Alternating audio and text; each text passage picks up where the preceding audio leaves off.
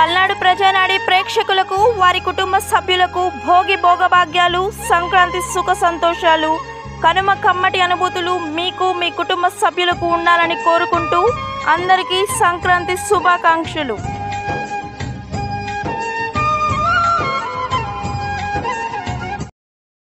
పాలనలో ఉంటే ప్రజలకి అనుసంధానంగా ఉంటే అభివృద్ధి చేయాలా, సంక్షేమం చేయాలా, ప్రజలతో కలిసి నడిస్తేనే 10 కాలాల పాటు గుర్తుంటారు.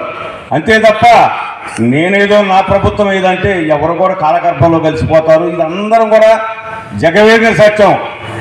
10 మంది శాసనసభ్యులుంటే ఈరోజు కూడా శివయ్య గారు మొట్టమొదటి వ్యక్తిగా ఉన్నారు, గంగినేని గారు మేధావిగా ఉన్నారంటే ఆ తర్వాత మేమందరం కూడా వచ్చినటువంటి వ్యక్తులను ఈ సందర్భంగా తెలియజేస్తూ వేదిక మీద ఉన్నటువంటి మేధావులందరూ కూడా మేము మనస్ఫూర్తిగా మనవి చేసేది ఒకటి, ఈ గడ్డ మీద చాలా ప్రశ్నించే తత్వం ఉన్నటువంటి గడ్డ ఇది కమ్యూనిస్టుల గడ్డ. ఎన్నో పోరాటాలు చేశారు. మేము యువకులు ఉన్నప్పుడు కూడా బోడిపాలెం తండాలు మీ అందరికీ తెలుసు. అక్కడ పోలీసు కాల్పుల్లో చనిపోతే శివస్తూప సెంటర్లో అందరం కూడా కలిసిమెలిసిన ఆనాడు రాజకీయాలకు అతీతంగా ఆ దౌర్జన్యమైన ఎలుగెత్తినటువంటి వ్యవస్థ ఈ ప్రాంతంలో ఉంది. ఆ రోజు మనం అందరూ కూడా కేసులు పెట్టించుకున్నాం. అయితే ఆ ప్రశ్నించే గుణం ఉండాలనేది నేను ఈ సందర్భంగా మనవి చేస్తున్నా. మరి వ్యక్తిగతంగా ఈ వేదిక మీద మాట్లాడవచ్చో లేదో తెలియదు, కానీ తప్పనిసరిగా మూర్తి గారు, అదేవిధంగా లోకా గారు, మీరందరూ కూడా దయచేసి మారుతి గారు, హనుమంతరెడ్డి గారు ప్రశ్నించండి, ఏమి ఇబ్బంది లేదు. తప్పనిసరిగా మీరు ప్రశ్నించే దాంట్లో నిజాయితీ ఉంటుంది, ప్రజలకు అవసరాలు ఉంటాయి, అభివృద్ధి ఉంటుంది. దాన్ని తప్పనిసరిగా ఈనాటి ఉన్నటువంటి ఈ ప్రభుత్వంలో కూడా చీఫ్ విప్ గారితో సహా మేమందరం ఆమోదిస్తాం, మిమ్మల్ని అనుసరిస్తామని ఈ వేదిక ద్వారా మనం చేస్తున్నా. ఇంకా అభివృద్ధి కార్యక్రమాల పట్ల చాలా చేసుకోవాల్సిన బాధ్యత మనమైన ఉంది.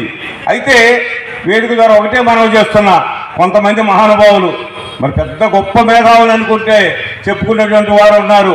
గరికపాటి నరసింహరావు గారు లాంటి వాళ్ళు, దయచేసి అర్థం చేసుకోండి. ఎక్కడో ఉండి ఏదో చెప్తూ వచనాలు చెప్తూ ప్రాక్టికల్గా ఉండేది ఇంకొక రకంగా ఉంటారు. అలాంటి మేధావులను కూడా గుర్తించండి.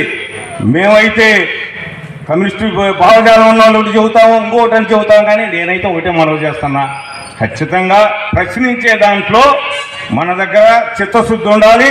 ఆ చిత్తశుద్ధి ఉన్నప్పుడే ఏ ప్రభుత్వమైనా భయపడిద్ది, ఏ నాయకులైనా భయపడతారు.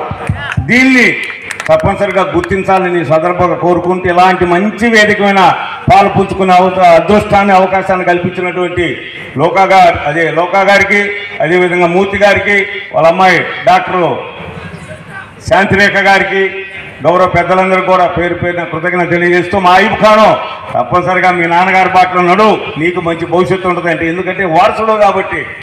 అదేవిధంగా వచ్చినటువంటి గౌరవ పెద్దలందరూ కూడా పేరు పేరున హృదయపూర్వక నమస్కారాలు తెలియజేస్తూ, తప్పనిసరిగా మన వినుకొండ పౌరులు అందరం కూడా కలిసిమెలిసి ఉన్నాం, అభివృద్ధి కార్యక్రమాల్లో, సంక్షేమ కార్యక్రమాల్లో ముందుకు పోదామని ఈ సందర్భంగా తెలియజేసుకుంటూ మరొక మారు మీ అందరూ కూడా కృతజ్ఞత తెలియజేస్తూ ముగిస్తున్నా. జోహార్ గద్దర్ గారు, జోహార్ పులుపల్లి వెంకటేశ్వరయ్య గారు, జోహార్ కాశీకార్ గారు, జోహార్.